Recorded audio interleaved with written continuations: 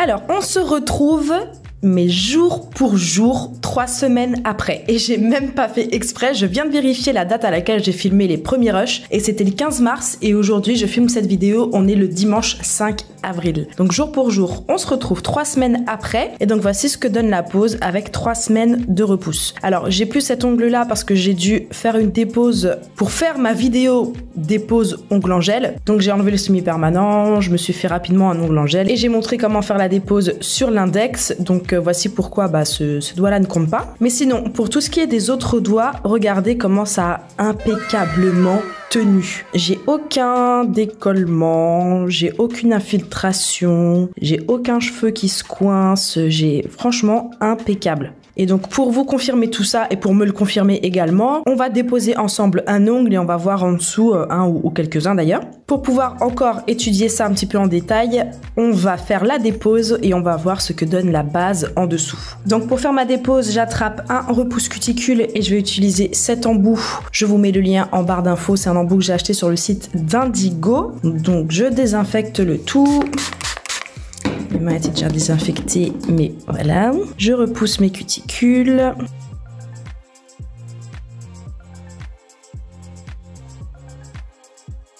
Bon, je suis pas en train de vous faire un tuto dépose de VSP. Hein. Je veux juste qu'on analyse ensemble. Si en dessous de la couleur, tout va bien. Hop, je vais essuyer les ongles. J'aurais même dû le faire avant. Mais c'est pas grave. Ensuite, j'attrape ma ponceuse que vous connaissez maintenant puisque je vous ai fait une vidéo détaillée sur ma ponceuse. Et c'est parti, on va enlever la couleur du majeur.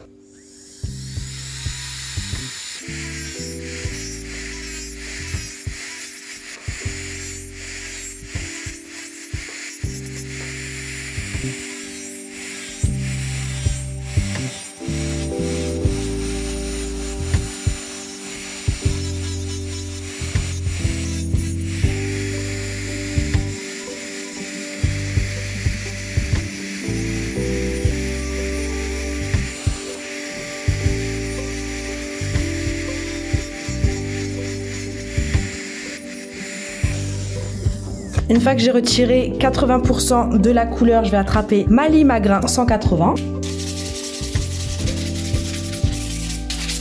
Et je vais venir retirer le reste de la couleur.